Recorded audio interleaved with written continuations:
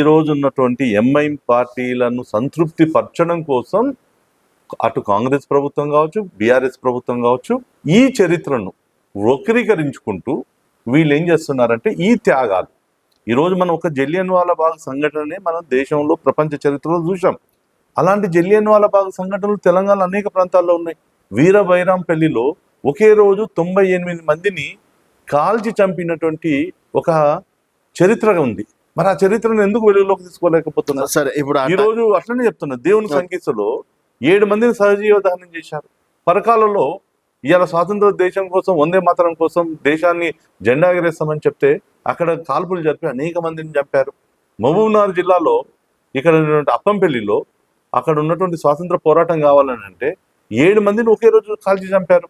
ఈరోజు రామ్జీ గోండ్ ఏదైతే ఉద్యమం తిరుగుబాటు చేస్తే ఈ రోజు నిర్మల్లో ఉన్నటువంటి అక్కడ 1000 ఉరిలు, అంటే 1000 మర్రి చెట్టు ఏదైతే ఉందో దానికి 1000 ఉరిలు వేసి ఎవడైతే నిజాముకు వ్యతిరేకంగా పోరాడితే, స్వాతంత్రంగా పోరాడితే వాళ్ళను ఉరిదీసిన చరిత్ర.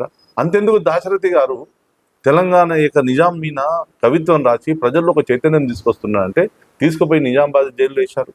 అదేవిధంగా జోడగఢ్లో ఈరోజు జల్ జమీన్ కావాలని చెప్పేసి కుమరం భీమ్ గారి యొక్క నేతృత్వంలో ఏదైతే పోరాటం కొనసాగించారో వీటి యొక్క చరిత్రను మనం ఎందుకు తీసుకురాకపోతున్నాం? మీరు చాకల ఐలమ్మ గురించి చెప్తున్నాం, కుమరం భీముని గురించి చెప్పినప్పుడు ప్రభుత్వాలు ఈ నిజాం యొక్క ఎవరికి పోరాటం చేశారు? నిజాంకు వ్యతిరేకంగా పోరాటం చేసిన చరిత్ర ఎందుకు మాట్లాడడానికి గత కేసీఆర్ ప్రభుత్వం కావచ్చు, ఇప్పుడు రేవంత్ రెడ్డి ప్రభుత్వం ఎందుకు భయపడుతున్నారు? నేనేమంటున్నా, షోయబుల్లా ఖాన్ ఏదైతే ఒక రచయితను నిజాంకు వ్యతిరేకంగా రచనలు కొనసాగిస్తే మరి వారిని చేతులు నరికి చంపారు ఇక్కడే కాచిగూడలో. అంటే మరి ఈ యొక్క ఉద్యమం హిందూ ముస్లింల ఉద్యమం కాదు. ఇక్కడ ఏదైతే ఒక ఆలోచన ఉందో, ఇక్కడ ఉన్నటువంటి అనేక మంది ఇక్కడ ఉన్నటువంటి హిందువులు ఏదైతే ఉందో ఆలోచన ఏదైతే ఉందో దానికి వ్యతిరేకంగా నిజాం యొక్క ఆలోచన విధానానికి శ్రీవర్ధన్ ఈరోజు ఇది ఈ ఉద్యమాన్ని భారతీయ జనతా పార్టీ ఇక్కడ చూసుకున్నట్టయితే ఇప్పుడు కమ్యూనిస్టుల వాళ్ళు కావచ్చు, కొంతమంది అనే మాట ఏంటంటే బీజేపీ స్వతంత్ర ఉద్యమంలో పాల్గొనలేదు, ఆర్ఎస్ఎస్ స్వతంత్ర ఉద్యమంలో పాల్గొనలేదు. ఇక్కడ తెలంగాణ విమోచనం కోసం, మీరన్నట్టు విమోచనం కోసం ఒకప్పుడు కమ్యూనిస్టులు పోరాడి సాధించుకున్నారు.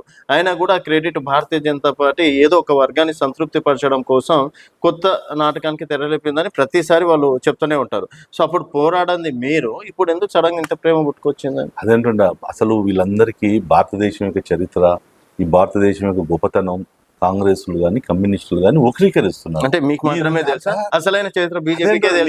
బీజేపీ ఏదో బీజేపీ యొక్క చరిత్ర కాదు, అసలు భారతదేశం యొక్క చరిత్ర ఏంది? ప్రపంచానికి అక్షర జ్ఞానం అందించినట్టు గొప్ప వేదాలు ఉపనిషత్తులు ఉన్నటువంటి దేశం భారతదేశం. ఈరోజు ఇక్కడ ఉన్నటువంటి హిందుత్వం కావచ్చు, ఇక్కడ ఉన్నటువంటి జీవన విధానం కావచ్చు, ప్రపంచంలో చాలా ఆదిగా ఉన్నది ఇక్కడ భారతీయ సంస్కృతి అని చెప్పేసి ఇప్పుడు చెప్తున్న చరిత్రకారులు చెప్తున్నారు కదా. ఇస్లాం ఎప్పుడు ప్రారంభమైంది, అదేవిధంగా క్రైస్తవం ఎప్పుడు ప్రారంభమైంది? మరి ఒకప్పుడు ఏదైతే అఖండ భారతదేశంగా ఉందో మనం అనుకున్నటువంటి కాందహార్ ఈరోజు ఆఫ్ఘనిస్తాన్ నుంచి మొదలు పెట్టుకుంటే, నేపాల్ నుంచి మొదలు పెట్టుకుంటే, బర్మా నుంచి మొదలు పెట్టుకుంటే, ఈ రోజు ఉన్నటువంటి బంగ్లాదేశ్, పాకిస్తాన్, భారతదేశం ఇదంతా ఒకప్పుడు కలిసి ఉన్నటువంటి ఒక ప్రాంతం. ఎందుకు ఈ యొక్క భౌగోళికంగా ఎందుకు విభజన జరుగుతుంది, ఎందుకు విడిపోతుంది అనేది ఈ రోజు కమ్యూనిస్టులు కాంగ్రెస్ వాళ్ళు దేశ ప్రజలందరినీ తప్పుదోవ పట్టిస్తున్నారు. వాళ్ళే సంతృష్టీకరణ రాజకీయాలు చేస్తూ ఉన్నారు, ఓట్ల రాజకీయాలు చేస్తూ ఉన్నారు. భారతీయ జనతా పార్టీ కానీ ఆర్ఎస్ఎస్ కానీ మేము ఒకటే చెప్తున్నాం, ఈ దేశం ఈ అఖండంగా ఉండాలని చెప్పేసి ఆలోచన చేస్తున్నటువంటి పార్టీ భారతీయ జనతా పార్టీ. మేము ఒకటే అడుగుతున్నాం కదా, ఇప్పుడు నుండి ఆఫ్ఘనిస్తాన్ పోయింది, మేము దాని గురించి మనం వదిలేద్దాం. ఇప్పుడు అదే చెప్పారు, బ్రిటిష్ ఇండియా రూలింగ్ అంటే ఈ ప్రాంతం కదా. ఎందుకు మరి పాకిస్తాన్ విభజన జరిగింది? మీరు కాంగ్రెస్ కానీ కమ్యూనిస్టులు చెప్పండి. ఈరోజు ఇదే కమ్యూనిస్టులు 33% ఉన్నట్టు అక్కడ ఉన్నటువంటి హిందువులు అక్కడ మైనార్టీలు అయిపోయారు. దేశ విభజన తర్వాత ఇక్కడ ఉన్నటువంటి 2% హిందువులు, ముస్లింలు 20%కి వచ్చారు. ఇది ముస్లిం హిందువుల కొట్లాట కాదు ఈ చరిత్ర. భారతదేశ చరిత్ర అంటే ఏంది? ఈ యొక్క నేతాజీ సుభాష్ చంద్రబోస్